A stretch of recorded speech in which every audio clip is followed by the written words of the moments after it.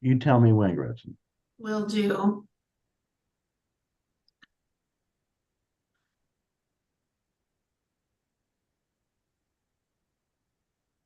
Okay, we're good. Thank you. Good evening, everybody, for coming to the November meeting of the Community Engagement Task Force. Gretchen, I feel like it is the habit of other task force commissions to mark the hour at which we begin. Is that a practice that we ought to do here on out? I think that's up to you. I think that's just fine. I find it so much more formal, like it's 7:03, and Yeah. we're Yeah. beginning the well, anyways, it is 7:03, and we are starting our conversation. Not a long one, I suspect, tonight, but happy to be here all the same. Let's go ahead and introduce ourselves in popcorn style as we do, as is our way. I'll begin. My name is Joaquin, and I am a member of the commission. I chair this task force, and I'm a resident of Ward 8. Let's go with you, Rita, our guest tonight. Thank you so much. My name is Rita Sion. I am a Salem resident and I have been interested in human rights this group here for a long time now, and I continue to be involved. And I live in, where do I live? Is it Ward 8, Gretchen? Unless you've moved to my, not to my knowledge, you lived in Ward 8 last time I saw your address. I am still in Ward 8. Very good. Kathy? Hi, I'm Kathy Ostrom-Ponch. I'm a member of the Human Rights Commission as well as this task force. I live in South Salem. Gretchen, back to you. Oh, thank you. Hi, I'm Gretchen Bennett. Use she, her pronouns, and am the staff liaison to the Human Rights Commission. Very good. Thank you all for your introductions. We have public comment, Gretchen. We have none received. None received. Can we have a motion as we have quorum? And I think the move and the second will be you and me, Kathy. Okay. So let's not, and let's see, we won't go all at once. But is there a motion to approve the minutes? I will move to approve the minutes from the October meeting of the task force. And can I be bold and say the agenda too, Gretchen, or are we You not allowed to can. do? You can say, yep. All righty. And I will second this motion. And so it was. All righty. Should we talk about the liaison program, Gretchen? I noticed for those who read, I don't know if you would have gotten this. I hope you did. Gretchen has prepared for us the spreadsheet that we've talked about in meetings prior to have folks being commissioners to sign up for liaison opportunities with other boards and the commission, as well as neighborhood associations and community organizations that we can partner with. This is not different in spirit from what existed some years ago, and we hope to bring it back and expand it and be a little bit more active with it. Any updates, any questions about that, Kathy or Gretchen or Rita? I actually love the direction that you have taken this group, Joaquin. I think that it's a great direction. Just a comment from me. I was reading what is the title of that? The liaison program description. There are two items there where I'm thinking that if you are interested in, and if you want to leverage my skill set in that, and if that fits in with my work schedule, I'll be more than happy to kind of step in and help out. And that is focus groups. And I think lower down, there's something about surveys as well. Polling, surveying to learn of member experiences. So if you are interested in doing that kind of thing and you want to fold me into that, I can actually lend my expertise there. Yeah, we appreciate that, Rita. We'd love to have you as involved as you can be.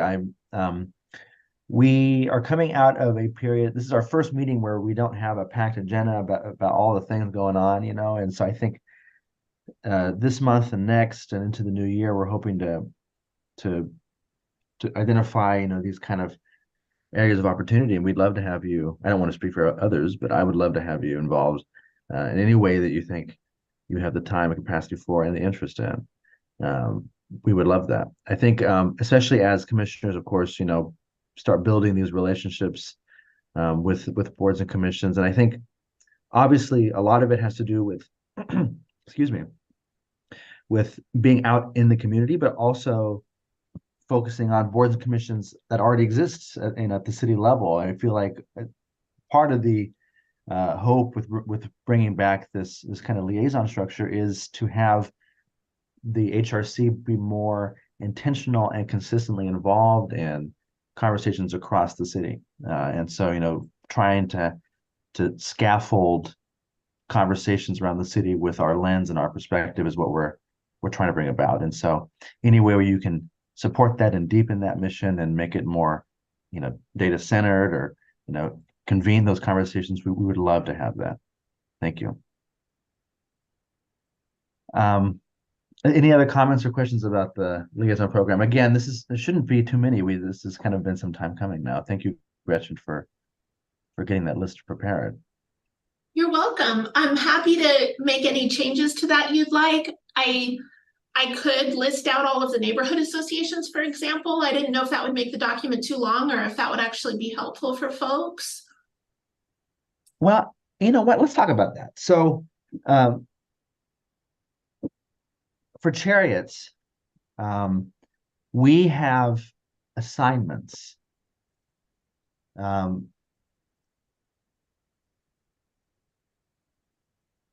So this is, let me just talk freely and liberally here. Let me just think out loud here. So for the Chariots board, for example, I represent Subdistrict 1, which is downtown in West Salem. And so I'm supposed to, or I'm charged with liaising with all the neighborhood associations in downtown, of which there are several, and the West Salem Neighborhood Association, as well as the WSBA, which is the West Salem Business Association, to name a few local entities, and to kind of be that partner in thought and in conversation on behalf of Chariots as a local government entity.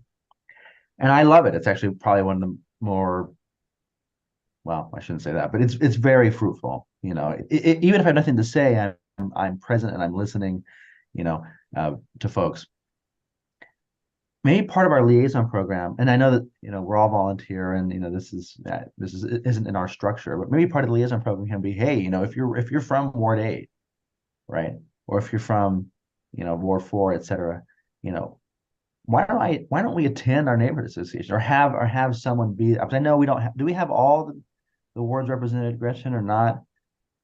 Even if we don't, we're supposed to be broadly representative of Salem and all of its diversity, including geographically. And so I'm wondering if maybe we can just have this be something that in the culture of the HRC where we have a permanent liaison. I know that's kind of what we're doing anyways, but maybe if we can be more explicit about it and say, okay, we need a representative from Ward 8 to be at the West Salem Neighborhood Association unfortunately that one's hard because it actually conflicts with the HRC meeting time, or at least it does at last time I checked.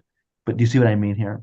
I think there's a lot, from my understanding, there are a lot more, Gretchen, you would know, a lot more neighborhood associations there are commissioners. Correct. Well, not just commissioners, but wards. Right. So even if we had all the wards represented on the commission, we wouldn't necessarily have all of the neighborhood associations represented. So maybe it becomes something like we all take a few, which I know adds to people's workloads, and it doesn't have to be every month. But if we could be, if a goal may be, because something we've struggled with, Rita, recently is, for example, with the monthly column idea that we had, is people wanted it, they were enthusiastic, and we didn't always see people signing up for opportunities. And so maybe as a goal for this coming year would be by March, we have everyone taking 2 or 3, just claiming those neighborhood associations. And if they show up every month or they don't, they're trying, and we have someone who's dedicated to those communities, because the neighborhood associations, for better or for worse, and I think probably for better, is such a backbone of the way city does this city does governance. I mean, they are, whenever a city councilor is talking about whatever, it's always, I was at X, neighborhood association and someone brought this up, or, you know, talk to the chair of the neighborhood association or talk to your land use chair. They're always talking about the neighborhood associations and, you know, again, for better or for worse. And so maybe to be more legible to other boards and commissions and maybe even the city council, we can start doing that as well and kind of modeling that way of reaching out to the community. And if for nothing else, then at least we will be in contact with counselors and other folks who are having other conversations around the city by being present at these neighborhood associations. I'll take a beat there and welcome Linnell. Good evening. How are you?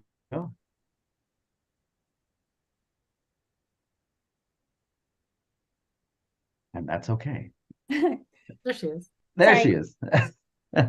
Sorry, thank you. Sorry, I'm late. Oh, no apology necessary. How are you? I'm good. I'm still every day I'm really impressed with what you guys do, and having seen that new violence study results, Yes. it just, to me, it really reinforced the value of the work you're doing, because you're getting the input, you're making the recommendations to make things more fair and equitable for the people I serve.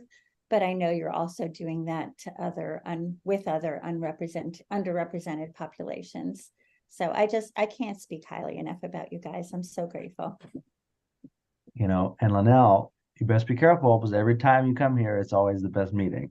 We're always grateful for you to be here. That's all of you.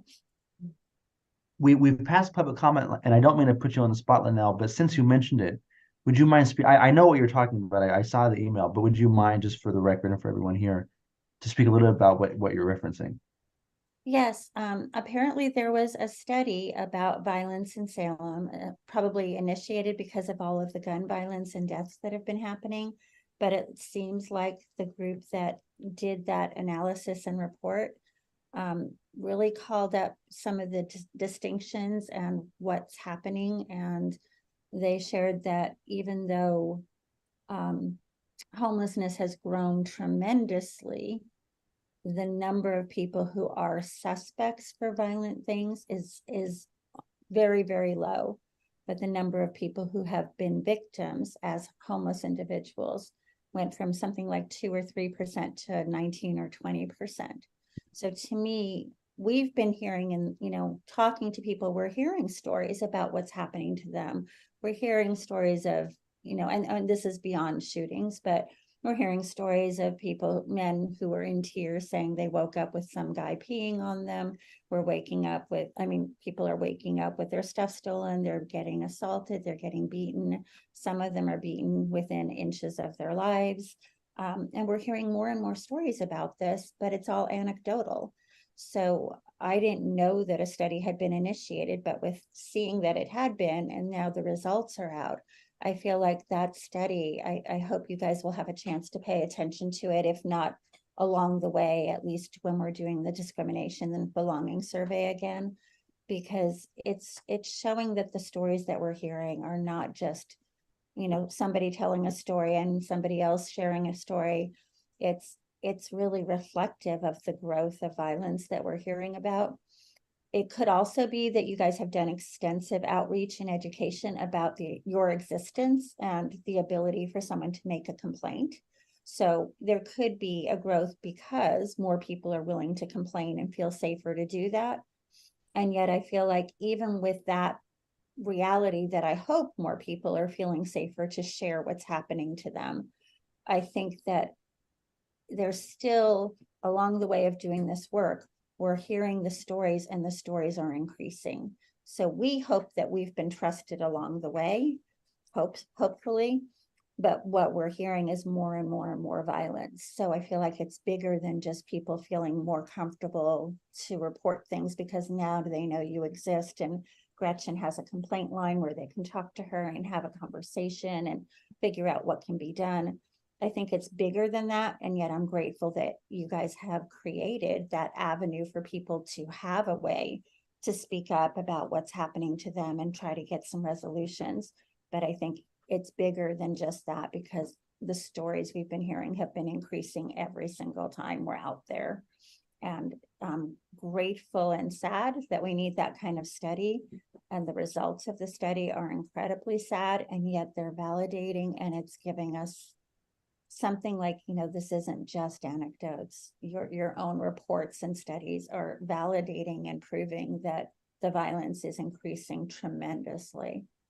So I can't speak highly enough about the work that you guys do that enables information like this to come up, not just for individuals experiencing homelessness, but for anyone who's underrepresented, marginalized, othered, and then also experiencing harm because of that.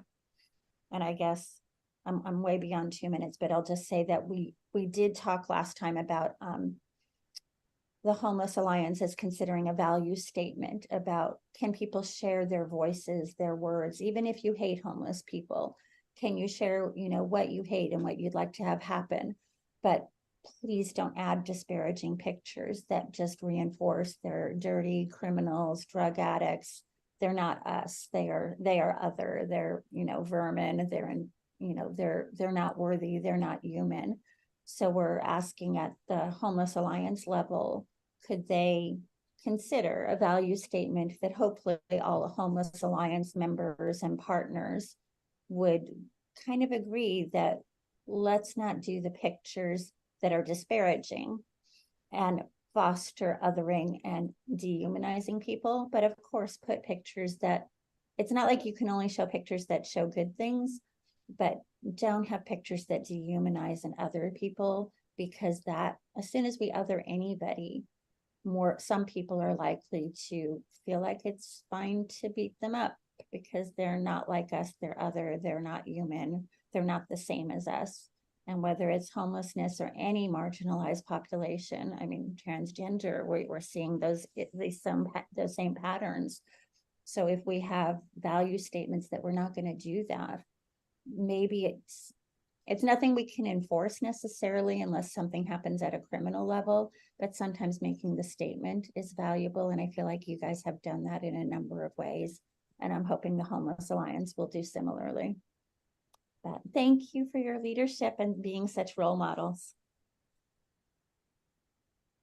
Thank you, Linnell, for your comments first, and second, for everything you do every day and for that community and to help us realize whatever work that we can do that you just mentioned. And I think it's people like you who make real change possible. So I'm grateful for your engagement always. Just look in the mirror, you all. I was equally taken with the report, which I hadn't seen until you shared it with us. And I will say that, I mean, without doing the math, I can't know, but the jump in the rates to me speaks to something beyond just whatever success the community is having in reporting. Mm-hmm. It to me is likely reflective of a dangerous trend. And I think, to your point earlier, I mean, and I've said this now maybe once or twice before, but always worth repeating, which is, I've been here almost 2 years, and with the commission, and even in that time, or less than 2 years, but almost, but even in that time, the things that we hear about happening in the community has taken a different tone. It's a different timbre, and that is very alarming, or at least it ought to be to anybody who is awake to those things. And I think one question which I always ask, and I'd love to have a conversation with you about now, if only briefly, is, yes, we are, Chapter 97 changes are huge. Yes, the work that we do and community advocates like yourself do is huge. But there's a total absence of moral leadership as far as I can tell. Not forget action and thought leadership and volunteering and budgets and all that stuff, but moral leadership. If to your point, I mean, the language and the pictures and all these things are not just rhetorical nitpicks. I mean, these I think have material impacts on the way that sheltered people, housed people, not all of them, of course, right, but even a few is too many, feel that they have some claim, some legitimate authority to do certain things over folks just because of their situation. To me, is is not just absurd, but morally deprived. Even appalling. Yeah. Exactly. And so, you mentioned, Homeless Alliance.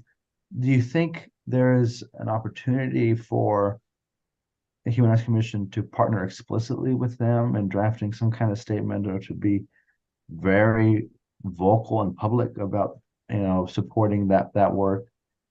I What room for I that would do you think there is? personally love that. And the thing about the Homeless Alliance is anybody can be a member, so there's certain groups that serve on the board and serve on committees and are clearly members. But anyone who wants to attend any meeting, which is how I ended up doing it, it's like, I don't even know what they do. I guess I'll sit in on a few meetings. Over time, I'd like add an opinion every now and then, but anybody who wants to have a voice about those things can sit in on any of those meetings. So the ones that are working on this particular thing is the collaborative committee, and then they have a subcommittee whose name I don't even know, where that group they're trying to draft. What we did was we drafted a value statement, and then it was going to go to the board, and the board would approve it or not. But some of the members felt like we need to have, what would that look like? And so I was sharing, this isn't a hammer. This isn't anything about enforcement. It can't really be enforced. It's more like, can members and partners say that they're aligned with these values? So we have more and more people aligning with those values, sharing those values out in the world. If I'm going to post something and there's tons of trash next to a homeless person, is that the photo I really want to share? You can say, well, it's true. So sometimes it feels like, if it's true, why should you question sharing that? But just because it's true that this particular homeless individual is in a pile of trash and might be passed out, that's spreading the perception that they're dirty, they're vermin, they're, drug addicts, they're passing out on the sidewalk, they're bringing drugs to our community, they're not safe for our people, especially not our kids. And there's a drug epidemic, and that isn't safe for anybody, including kids. But when we share pictures where people can extrapolate and connect more and more otherness, so it's like, I'm hoping that they would want to have that value statement, which we do have support of that. But then they were worried, well, who's going to say what I'm allowed to post and not allowed to post, and how will this be implemented? And the conversation was very valuable. So the decision was, they don't want to adopt a value statement until they can identify what's that going to look like. Is it an equity lens? Is it a bunch of training tools, educational materials? My own personal opinion is that just having the value statement as a starting point, and then Gretchen had shared some lenses. Now I can't remember the term, but she had shared some lenses that you guys have come up with, so that the Homeless Alliance doesn't have to recreate the wheel unless they want to. You guys have done some equity lenses, so can we do something short and sweet that kind of gives people some questions to ask before they share something? But nobody's overseeing it, monitoring it, going to make sure that you can't share anything until you think this through 7 times and go through 8 committees. So it's not meant to stop people from communicating. It's meant to, like, hey, what about thinking about this first? Could this actually do harm to people that we're trying to serve? And sometimes it would be, unintentional harm. If you don't know that people are othering people and harming them, then you wouldn't know not to share certain pictures that are gonna reinforce the fear that they're dangerous and criminals. So they're at the point of just, now they want to develop the tools before they bring it to the board. I wish for it to go the other way, like, let's do step 1 and then let's do step 2 and 3. But it's not horrible to do step 1, 2, and 3 and then bring it to the board. I feel like a time sensitive urgency, because the numbers are going up as far as the harm. But I don't think people are knowing how much violence is happening unless they're having these conversations. So I'm not feeling like they made a bad choice. It's just, if you don't hear it and believe it, and then see that it's validated by some numbers, why is this time sensitive? So I get that there's not the urgency on their end that I'm feeling, but yay that they in concept approved the value statement, but now want, okay, what would the equity lens look like? And then if we're going to commit to doing any education or outreach, which no one would be required to do, but if somebody wants to, what materials can we share so that they can help get the message out there about what's happening and how we can prevent that, or at least not amplify it and put more people in harm. So that's where they're at. I think it's not at the point for you guys to necessarily sign on, but I can share the committee dates. And if anybody wanted to sit in, the more people who feel like, this is important. If somebody happens to also think it's urgent, if people happen to want to jump in with what equity lens could look like, or what education or outreach might look like, anybody is open to sit in on those committees, just like some of the work you guys do. You welcome anyone. So it's very similar in that respect. But I'm happy to share the meeting dates. And I also know everybody's stretched thin. But if you have the dates, you could jump in on those conversations if you want to, or you at least know they're happening. Thank you for that. I think we would love to have those dates. Okay. If you're willing to share them. Absolutely. And Gretchen, I'm sure that we can share that with the whole commission and Certainly, yes. and talk about it at a later date with everybody. Gretchen, is the city of Salem a member of the Homeless Alliance? Yes, we're an active member, and Mayor Hoy is the vice chair of the Alliance. That's what I thought. So the HRC being a member wouldn't be adding it, it would just be kind of redundant. Well, oh, go ahead. Sorry. Sorry. So what can I actually have a comment about that as to the redundancy of HRC getting involved, even though Mayor Hoy is already there? I think it is important if we can find a commissioner who is passionate about the issue of the unsheltered.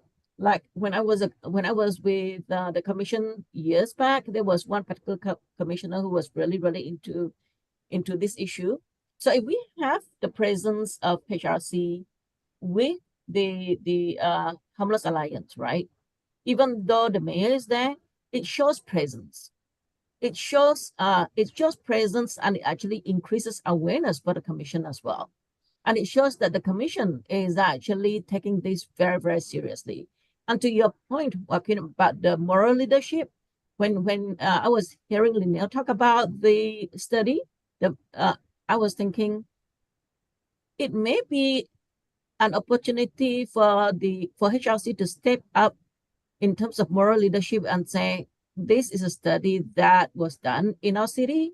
This showed an increase in violence against a segment of our residents. And as a moral leader within Salem, we are making a stance and we are making a statement about this. Yeah, I think that's right, Rita. Gretchen, is that possible to do? So I knew that the mayor served as vice chair, but I didn't know if that was just because he's mayor of Salem, or if it's because Salem is, I don't know how these things work. Is there reactions to what Rita just said? Thank you. I would need to refresh my memory on the precise way membership forms. Linnell is absolutely correct in that there's a whole structure of committees and subcommittees. And she's absolutely correct that all are welcome. Membership on certain boards, like the actual board, there's some design around, like there's representatives from each of the governments in our region and certain organizations. And that's how the membership on the actual board of directors is formed. But that's not to say that all of what you are saying is correct and that people can attend, can provide comment. And there's, again, a whole structure of committees for which you may find an interest in participating in. I might also just remark that we're excited to have newly appointed Robert Marshall to the Human Rights Commission, who's a member of the Community Action Agency staff and also has this interest and is able to assist as well. And I Thank can you, add, Gretchen. oh, sorry. No, please. I can add just a little bit. Any of the committees that are not like mandated by who has to be on them. So like the committees that are working on this, and any of you could become part of that committee, or any of you could give public comment that says, you know, the HRC has decided that this topic is extremely important, relevant, time sensitive, necessary, and we're having like different shelter partners and other people who are supporting it in concept, but also seeming hesitant to like go forward because is this really going to impact what I'm allowed to say? And I keep trying to clarify that it won't. It's about making a statement of aligning values. But if an HRC or anyone, person or group, whether it's a city group or not, any person could become a member of the committees that are working on this, and any agency could say, you know, we really want to emphasize our support of this, or timeliness, whatever you would feel, you could share that as comment and input, even if it's just participation at one meeting. But if you wanted to continue through steps 2 and 3, your input could be valuable there as part of the committee, because those pieces aren't mandated by structurally. It's more who's ever interested in that topic. So I'm on those committees, but I don't even have to attend if I don't want to. I mean, I try to attend because of consistency and care about the topics, but you could attend whichever meetings I attend your meetings when it's relevant. And sometimes I see what's on the agenda and I'm spread thin and it's like, I can't do tonight's, but it's not gonna, make or break anything. Janelle, I do not know whether your alliance actually have outreach activities where you go out and talk to the public about your alliance and about the whole issue related to houselessness. One of the things that as commissioners we can think about is that how can we partner up so that when the Homeless Alliance do outreach and is reaching out to the public, the presence of HRC is also there, because then that actually is a win-win in that both organizations are out there presenting a common front, as well as both agencies are out there increasing awareness of both agencies. I totally agree that the more people that are involved, the more presence, emphasis, and education and outreach that happens is better. I think I should clarify that it's not like the Homeless Alliance is doing outreach. There's different people in the Homeless Alliance that might be doing outreach as part of their job or part of their passion. I used to go to our neighborhood association meetings on a regular basis, and then I got asked, hey, could you talk about the homeless topics? So it's more like each of us might have some time to do outreach beyond the outreach that we do to just get people into shelters or into coordinated entry for housing. The education and outreach of planting seeds to change people's hearts and minds. Yep. That's more of something that any person might take up who happens to be connected with the Alliance, but it's not the Alliance doing it.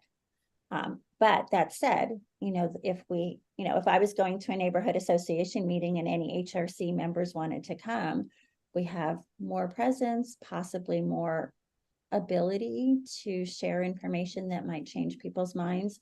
To me, style is super important, and I don't want to take up too much of your time, but if I say, we need more compassion, we need more people stepping up, we need more people trying to help fill the gaps of people who really need more resources than we have in existence. No matter how nicely I'm saying that, I'm implying that I have compassion and you don't.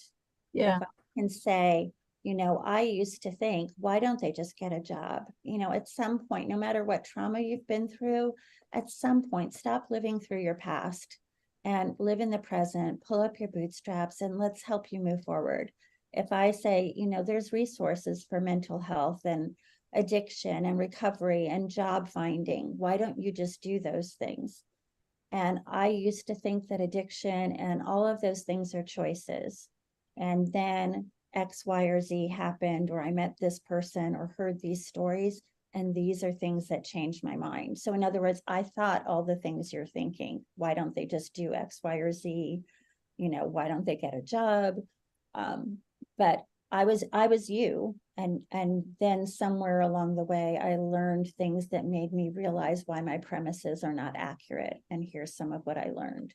So I think the way you do it also matters a lot. But the more we can do education and outreach, the more we can have connection and togetherness in that, the more chances we have to change hearts and minds slowly. It's really planting seeds, and we never know if they'll sprout. But they can't sprout if we don't plant them. I can actually see an intersectionality of activities here.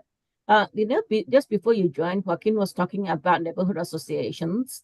And what you're sharing is that some members of the Alliance are going out to those kind of organizations and talking about the unsheltered situation. And Gretchen, I'm going to pull the reader on you again, where I'm going to think strategically about things. So for example, neighborhood associations, right? There are so many issues that neighborhood associations will be talking about, and different issues will pop up at different associations depending on what is pertinent at that point in time. It may be a situation where we say, okay, let's start with the neighborhood associations. Let us understand what are the issues that are being faced by each one of them. And if we find that certain neighborhood associations are really, really concerned about the unsheltered situation, we can then say to Linnell, hey, Linnell, there are certain things happening in West Salem, for example. Well, I kind of track West Salem because I live here, and I know that the whole houseless issue comes out every now and then, and there's a lot of negative talk around that. So if the neighborhood association starts talking about this kind of thing, if we can kind of coordinate efforts.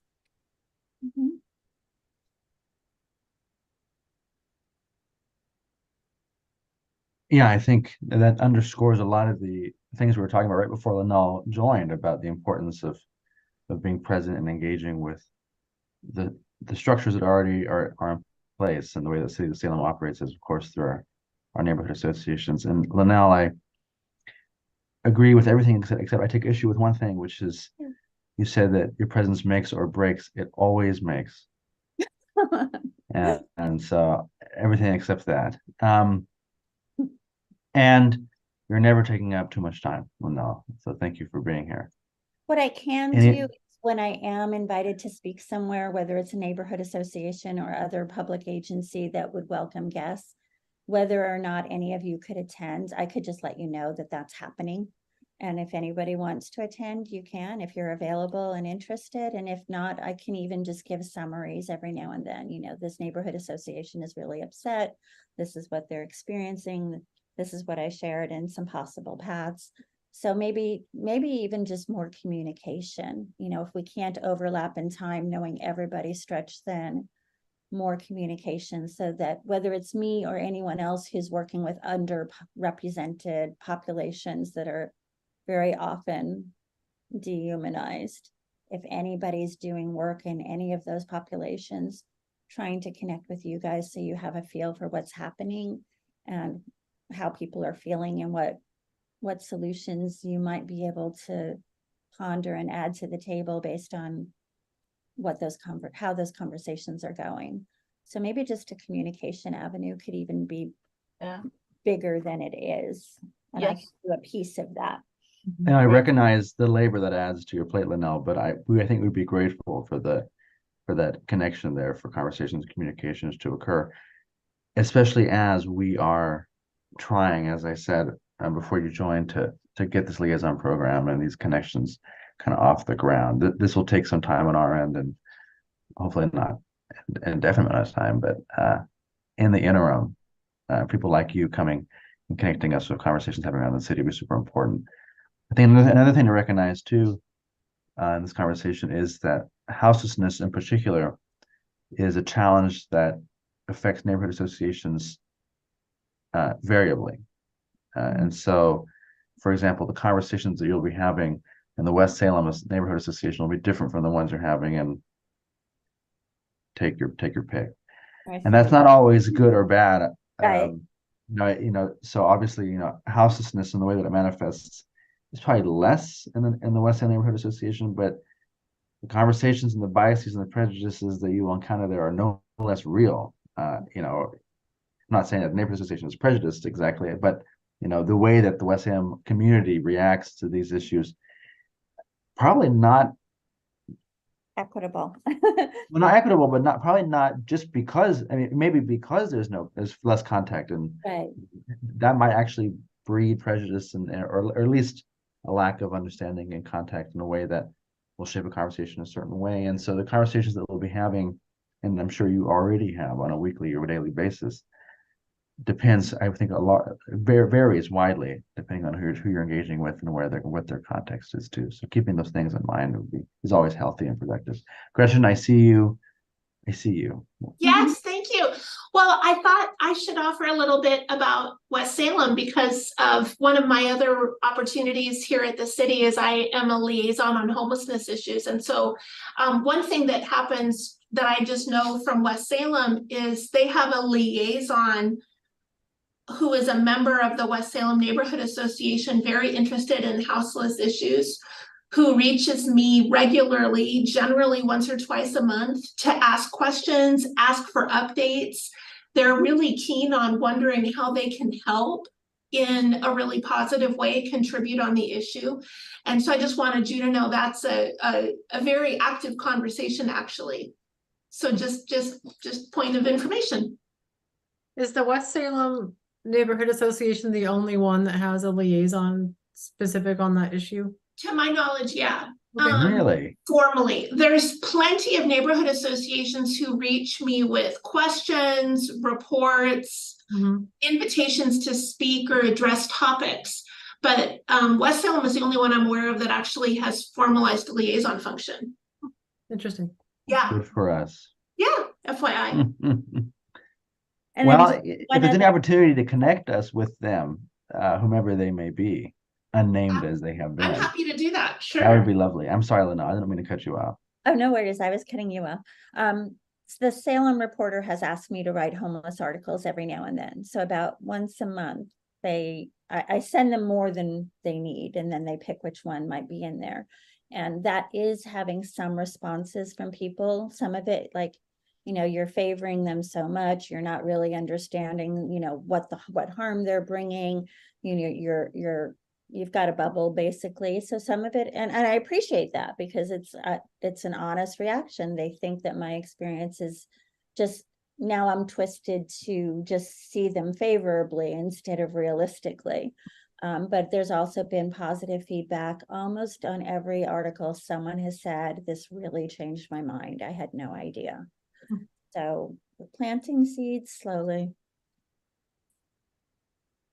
I wasn't aware that you were doing articles. I'll have to keep a closer eye on the Salem Reporter. Oh, I It's always very- read the Wilcox articles when they come out. It's the Oh. highlight of.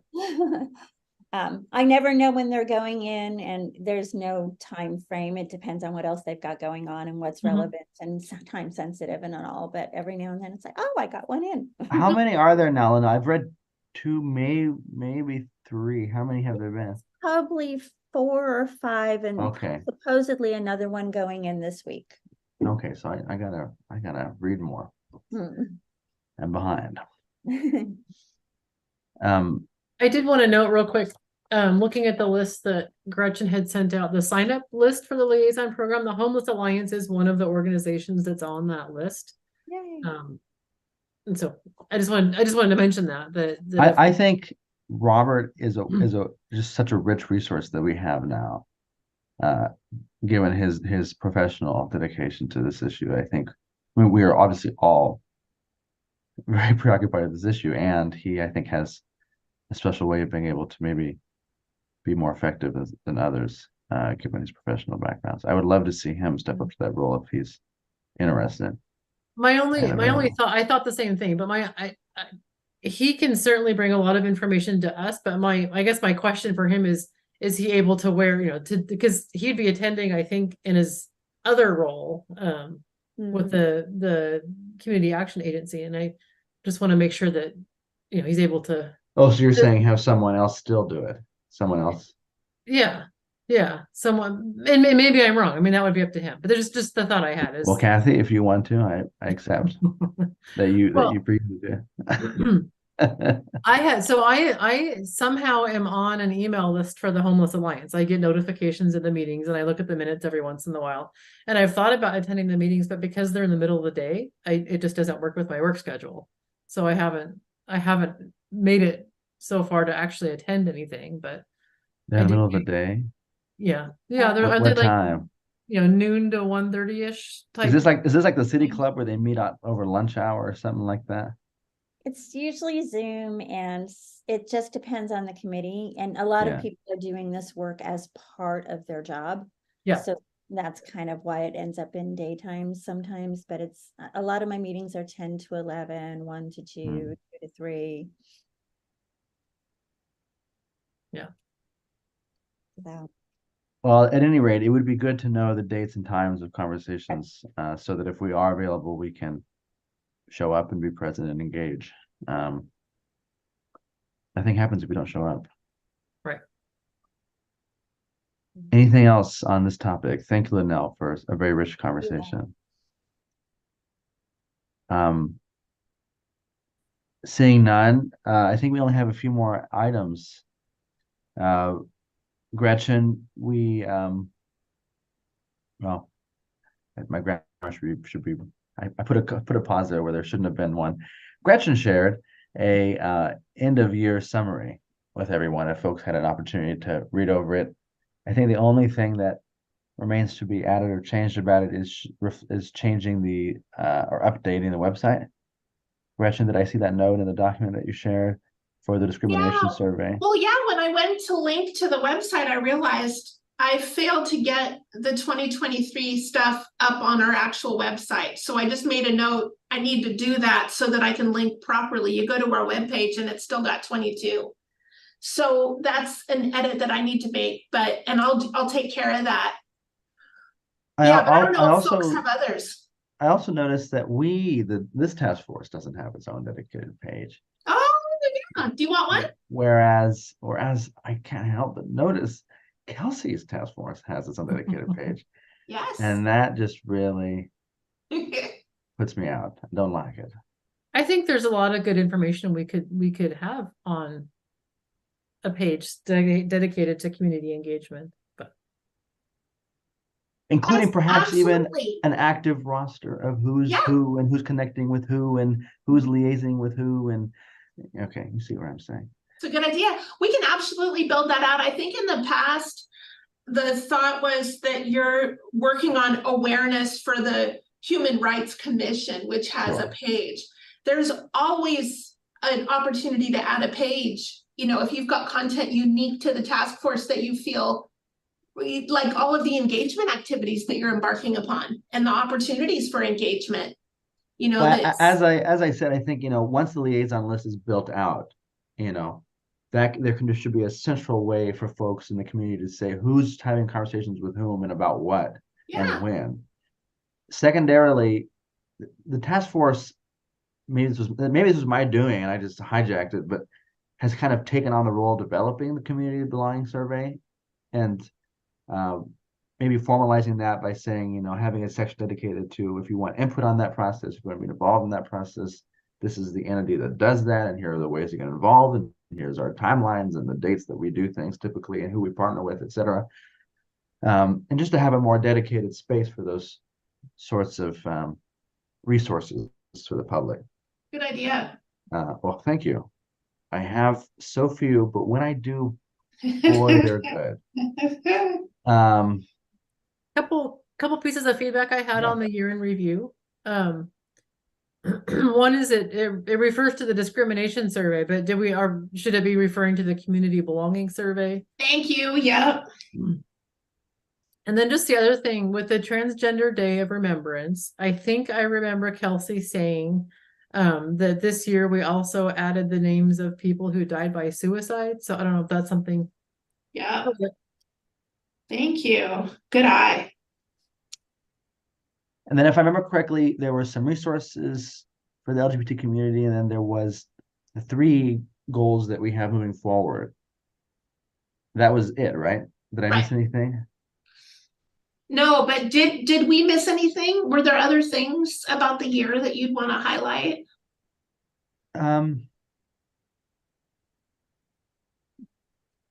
Maybe events that we attend. I don't know. I don't know how in the weeds you want to get. Yeah. Um, HRC has enjoyed meeting the community at Oh, yeah, X, yeah. Y, and Z events. Yep. Looking forward to doing that in the future. If anybody has any events they'd like us to be present at, reach out to Ms. Bennett. Yeah. Do we want to mention the liaison that we're talking That was about developing a liaison program? Because it's not there now. No, it's not, and that was going to be my other thing to pitch, which was referencing that this is up and coming, and if folks are excited or interested in that or being a part of that or want to volunteer ideas Or knows wanna- of any groups that we should exactly liaise what with. Yeah. exactly wants to volunteer any organizations to for us to be partners with to just to shoot us an email. Those might be two additions, Gretchen, that I would suggest, but also not making it too long. Right. I think Copy one that. page is it's one page right now, right? Yeah. I think having it more than two would be too much, but because I want people to read it. Right. Very good. Anything else on that topic? Really like the 3 points that you have in the year review. And the first one, reporting hate crime to law enforcement, that I think that's probably an ongoing thing. Sanctuary policy, I love that totally. The third one, welcoming spaces, I think is so much needed, and it very well aligns with the conversation that we've just had on the unsheltered, as well as other minority groups, right, or marginalized group. And when I'm looking at number 3, I'm thinking that is a big, hairy, audacious goal that we have, or activity that we want to do. And I know that all of us are volunteers. So is there going to be a group that is going to be dedicated to developing the welcoming spaces? Because I think there is going to be quite a lot of components to that particular item itself. There has not been a conversation about forming an independent group to do that. That, and believe it or not, Rita, as ambitious as that one goal is actually the one that's received the least attention in our conversations at the commission.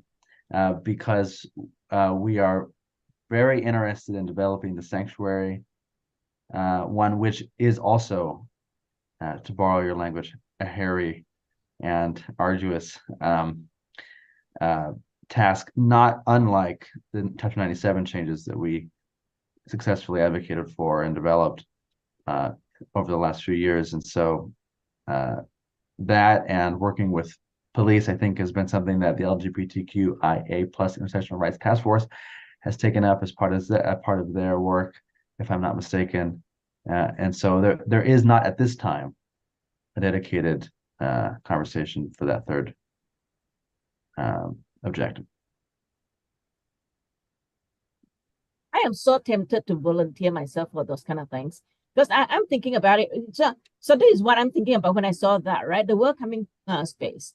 So if we do not have welcoming spaces, right, all the work that we do on other space, for example, the sanctuary policy, we got to ensure that there's a welcoming space for assisting for the indigenous, Mexican, Latino, Latine, and other community members. Because while we look at the importance of a sanctuary policy, we got to have the foundation of Salem has to have welcoming spaces. Ideally, all of Salem is a welcoming space, but we know that it's not. So therefore, the welcoming space part of it, I think, is actually so very important in order for the other things that we want to do to be successful. That's just my thought anyway. I agree, and folks are free to jump in here and add to the conversation. I'll just say I think the welcoming spaces and the equity perspective is something that I think aspire to have animate every one of our conversations and every one of our efforts. And to your point, I mean, no other effort is successful if not in light of welcoming spaces. So I don't know what folks' reactions are to that, if they would like to see a dedicated task force or dedicated conversation to that, or how to best incorporate strategically that objective into the work that we do. But Yeah, I don't know. I know, I mean, it's something that came out of the survey results from the last survey, right? When we added the question about where are you experiencing discrimination? It was in some of these places, but yeah, we haven't really talked about what that looks like moving forward, as much as just not something we want to, forget about because it falls too far down on the priority list. That's right, Kathy. And I think, Rita, a lot of what we learned about spaces and places and feeling welcome in them is that unfortunately a lot of the places where folks felt less comfortable, whereas as I call them, places of public trust. And we kind of breezily said at the time that, well, this is a council issue too. This is a citywide issue. This is a city culture issue. Yeah. But to your point, Kathy, we haven't really talked about how to go about doing that, whether it looks like partnering with hospitals or medical and business, storefront businesses or restaurants or any one of these things, these areas or these domains of public life and activity. I don't know, but I think to your point, Rita, is maybe having a focused conversation around that is needed. But I suspect that is a conversation to have in the new year, to have them. Gretchen, do you have any comments or insights? Just that I recall, after the council update in September, I remember the commission had noted we have these 3 areas, and we'll start with one at one meeting and then add a second at the second meeting and then a third at the third. And just the way they numerically fell means welcoming spaces is hitting in December, and so it's just the timing of the sequence of it to be able to. Is that right? I totally don't remember that. That's okay. That's at least how I remember it. And so I think the group was trying to initiate one if that's the way it is, then that's the way it is, and you can disregard everything I just spent 5 minutes saying, Rita. No, we will have a conversation. I think everything you just said was also correct. Okay. I don't think those are mutually exclusive thoughts, but just never mind, Rita. We were pacing it. We were pacing it with your time. Okay. Thank you, Gretchen. That helps. I totally forgot that. Linnell, you do not need to raise your hand. Go ahead. You do have to unmute though. You're muted. This is kind of coming at it sideways, but one of the things I've really been attending for probably a couple of years now is St. Edward's Church has a monthly meal and everybody is welcome. So it's easy to say what places haven't been welcoming, what do we see in the survey where people have felt discrimination, but maybe there's a goodness in also looking at what's working. And they have individuals experiencing homelessness with people who are community leaders, everybody sitting down at tables together. And if there's ways to create more of that in different places, even if it's not at the places that people have complained about, but sometimes you might not be able to do systems change as fast as we want. But if we have community-ness that invites everybody, it can offset some of the feelings of discrimination by creating some places that are welcoming and maybe grow that. And then the other thing I thought of, and this is like all just sideways, many people I know are elderly and are saying they don't feel welcome downtown because they need resting spots.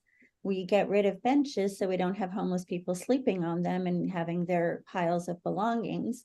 But individuals I know who are elderly and having a harder time walking are like, I just don't go town anymore. There's no place for me to go to the bathroom unless I'm buying something, and there's no place for me to sit and rest. So at what cost could we create the places for not even the people who are complaining on a survey? They're not necessarily saying that on their surveys. I don't remember seeing any results of that, but that's what I'm hearing from people who are choosing not to go downtown because they can't pee, poop, or rest, and they're not homeless. So, at what point do we decide maybe we have some benches where we say, rest yourself, even if you have some belongings, lay down and rest.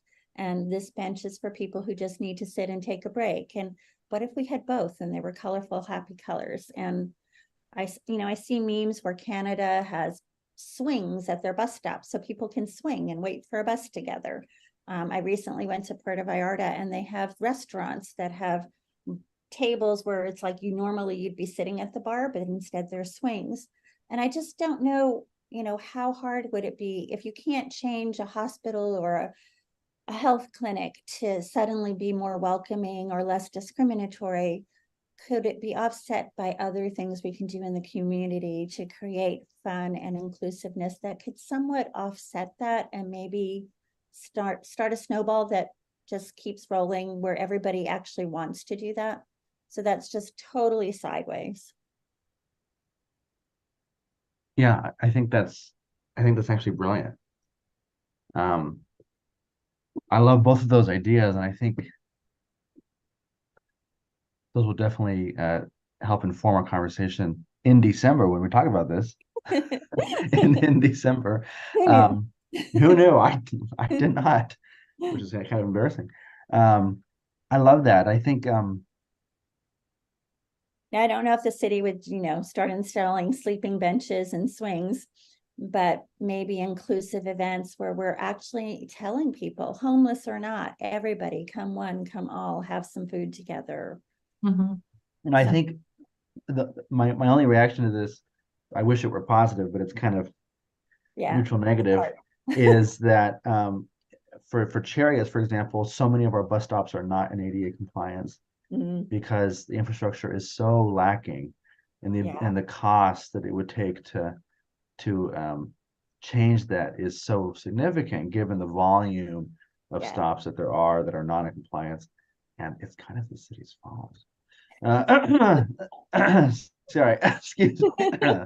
I'm not saying here anything I wouldn't say privately or publicly or to their face, but or not the city's fault, but it's the city's challenge, right? I mean, just the money and the time and Yeah. the expertise that goes into that is just significant. But that doesn't mean that we can't do other things like in the spirit of what you just shared. And it also doesn't mean that even things that are hard to change, like the bureaucracies of hospitals and or other things, can't do things that are in that spirit or small to begin with, and kind of to your point, bring everyone involved into that into these kind of radical acts of community and kindness. Yeah. And for example, I know that I oftentimes go on these little rabbit holes on the old meetings, the city posts, and blah blah blah. And I remember that there was I think because Gretchen was there. This a couple of years ago. There was they were appointing a new counselor to be a liaison. Apparently, there's like a hospital city council liaison or some kind of counselor has to sit on the board of the hospital or something like that. And I was watching Gretchen and the former mayor Bennett talking about this, and I thought,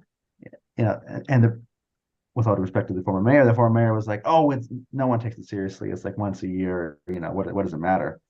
But this is an opportunity for maybe we could, we that might be an opportunity to go to the counselor and say, "What the commission wants to do these things, and can you pitch it to the board of the hospital, where they have X events or X things, you know what I mean?" So I think part of it is coming at it horizontal, I guess is what I'm trying to say. Because part of it is so many relationships already exist in Salem, as they do everywhere. Why not exploit them? Why not show up and go and say, whomever it is, I think it might have been Councilor Stapleton, who's the one who ended up being appointed to that position. Why not approach her and say, we have this idea and we want to approach the hospital about it, and let's do it together. Why not? I mean, the worst thing that she can say is, I don't have the capacity or the time or the interest, So then we move on and we try another way. We try it, 15 degrees horizontally as opposed to 20. So I love that idea, Linnell. If not everything you said, at least the spirit in which you said it, I love that. Okay. We're probably not Okay. gonna have swings at bus stops, but we could go for the spirit of inclusion and fun, maybe. Mhm. Yeah, and just trying to take advantage of the infrastructure that already exists, whether it's relationships or churches that are already hosting events and meals, or whether it's bus stops that already exist, whether it's benches that already exist, and try to make them as welcoming as possible, I think is one way of doing it. Okay, I think I've talked enough on that. Thank you, I'm Linnell. thinking about going at it horizontally, right? Which are the organizations that have two things? One, they have a vested interest in making the space welcoming, and two, they have the money to do it. So I'm thinking businesses, and I'm thinking Chamber of Commerce. Does the Chamber of Commerce have money to put swings in place, for example? Are there business associations out there that are committed to making inclusive spaces? And would this be something to approach them with? Well, and even if they don't have money, Rita, I mean, these are precisely the entities and communities that we need to be need to get on board with, Yeah. The mission that we're trying to, the kind of the gospel that we're trying to preach here, right? I mean, Yep. the business community and other communities like it need to be involved in, holding space and building relationships and creating a different kind of moral culture in the city. And I think they are as important and fundamental a constituency as any other. And so Right. they need to be engaged. So I like that. Okay, I have an eye on the clock here, and I have to go back to the agenda, which I conveniently or inconveniently exited out of, looking at another document. Oh, I guess that brings us, Gretchen, to the awareness communication for December. Yes, thank you. I'll need to share the Salem Speaks Up event out on our listservs. We've got several HRC members on that planning committee looking for that to go out. And then I didn't know if you wanted also the year-end review, like I could take the edits from this group and then ask the full HRC at the December meeting to take a look, and then maybe that could go a little bit later in December. How does that sound? Or Love did it. anyone have a different idea? I love that. I Sounds like good the to me. idea of the end of year or year in review, however you just phrase it, to be separate. Great, yeah. I like that. Mhm. Question, Gretchen, it's not on the agenda, but how did I watched it, and for those who were in attendance on Monday, how did the visual go? They remember. I was not in person. I watched it over YouTube. Okay. Thank you. Well, from the in-person standpoint, it went very well. We had one glitch with the slides and At the end. speaker not lining up at the end that we Yeah. still can't figure out how. We've been puzzling about how that came to be. Well, But wasn't there a transition that needed to happen where there were two decks? yes, and we made the transition at the time and at the name that we had recorded that we needed to. And then when the second slideshow began for that last little bit, Yeah. it was off. And yet the notes were right, the Got reader it. was reading from the right list. So we're like, how is it off? And we haven't figured that out yet. But but other than that, the event flowed very well. Yeah. And from our perspective in person, there were no other challenges reported. How was attendance compared to last year? I think it was smaller in person compared to last year. I counted maybe between 35 and 40 people just from a count in person. Wasn't the council having a work session at the same time? Yes. And about a dozen people came to us looking for that. So that was very well attended. The council did a work session on the report on community violence that you spoke of earlier. And that was at the same time. And I know the mayor and council gave their regrets that they couldn't be at our Transgender Day of Remembrance with the work session happening at the same time. Well, I certainly saw the flyer a lot leading up to this. I mean, I feel like it was well Good. advertised is the word. I mean, publicized. I think that there was a Right. lot, so Good. yeah. And I haven't checked the view count subsequently, but at the time when it was live, I think it was like 15 or 18 people watching live. So, And I think you and I must have been two of those. and we people. were, I guess, two of Yeah. them. Yeah. Yeah. Well, I'm glad the event went well. I'm sure we'll have a longer conversation about it at the full meeting in December when we're also talking about other things like welcoming spaces and things of that nature. So- Are there any member comments or remarks, Kathy? Well, it just we talk about the welcoming spaces and things like Linnell's idea for making things more fun. I just went up to Tacoma over the weekend and came back down, and I'm noticing this is just an example of things that are not welcoming, right? On the sides of the freeway, where the last time I went up there were people, tents and camps and things, and now a lot of those areas are completely, covered with gigantic boulders. I've seen some of that in the Portland area, but now I'm seeing it up in Washington too. And I think there's nothing that's more unwelcoming than it's like, did we suddenly have this abundance of boulders we needed to put somewhere? No, they're there to keep human beings from being in that space. And I don't know, just there are definitely things that we can not do or do that will make things more unwelcome. And I think I don't know, definitely some things to think about if we can't just have this. If we don't have the resources to have like a dedicated task force and a full-blown project, there are. I love Linnell's idea of approaching it from the side. There are certainly small things we can do and not do that I think will make a difference. No, just. And I wonder if there's in that spirit, if there's an opportunity in the coming year for HRC has been going to a lot of things, which is beautiful and important, but maybe hosting events with other entities specifically for that purpose. Almost like pop-up events where we're gonna give coffee out on the corner of this street downtown on Saturday for 3 hours or whatever, what I'm saying, or lemonade in the summer, and have these sorts of things where we can just kind of, and if representatives from the Homeless Alliance want to come and join us for the afternoon, the better. I don't know. It's kind of these things that we can do, and if we have the appetite and time for them. Very, very informal, not a lot of Mhm. planning involved, and it's just we're out there. Yeah. Plus bottomless lemonade. Yeah. No, yeah, I think those little things can make a big difference. So yeah, no, I'm In just got me in thinking. in my culture, which is I come from an indigenous culture, we especially in younger spaces, we often talk about the radicalness and the resistance of just being, of having indigenous joy. We talk about these things a lot. And I think some people view them as frivolous, but I think there's a lot of meat there. There's a lot of there. The fact that you can be who you are, the way you want to be it, publicly Mhm. and unapologetically and spontaneously is a beautiful thing. And I think something that needs to be celebrated and encouraged whenever the opportunity arises. And I think that the things like the ones like what Linnell was proposing, I think is in line with that. And something which I think I try to practice and fail practicing every day, but try to.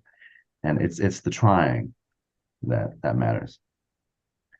Any other member comments or remarks? I think that's a great note to end on right there. Okay, good. Okay. Well, thank you. Well, hearing none, I will begin closing the meeting by thanking everyone for coming. Rita and Linnell guests, thank you for being here and making the conversation much richer than it would have been in your absence. I will say we kind of have these high activity periods and lulls, and we're coming out. This task force in particular, as of last month, is concluding a kind of a long saga, and I think we have maybe half a year in the new year of opportunity and spaces to think about where we like to see this the direction this task force go in, especially in anticipation of, or before, April, May, when our focus becomes so acutely focused on the community belonging survey. We have all this time to fill, and I'd love for folks come December, come January, to have kind of be bottomless wells of ideas about what we should be doing. The liaison program is chief among them, but anything else, the Homeless Alliance, whatever it may be, come with ideas, come with input. We'd love to hear them, and that goes to you, David, too, if you are listening to this at home or at another time. So have a beautiful evening, everybody. Happy holidays if you celebrate them, and we will see you next month.